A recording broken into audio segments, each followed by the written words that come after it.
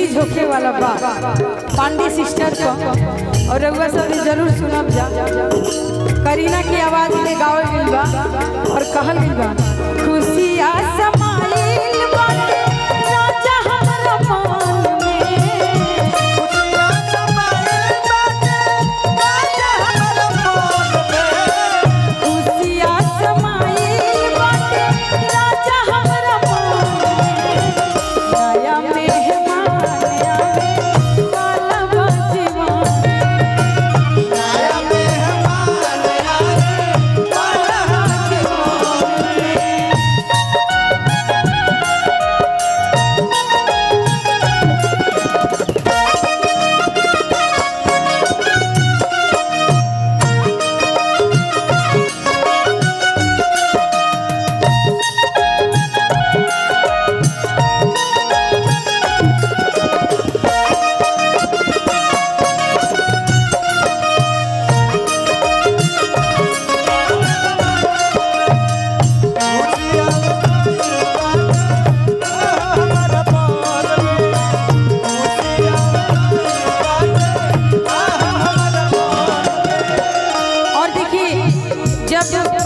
खुशी समाज के लोग के घर के जितना सदस्य वालों तो कहत रही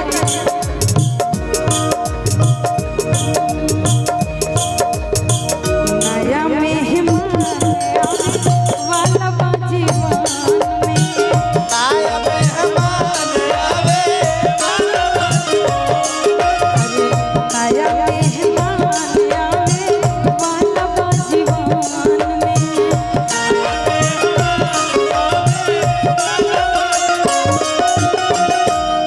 और देखिए बाकी गाना रिलीज हुई तो पांडे सिस्टर पर वह सब सुनब जा, और प्यार आशीर्वाद ऐसे ही बनैले रखब जा।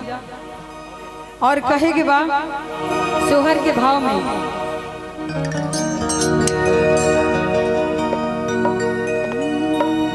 कि राजा दशरथ जी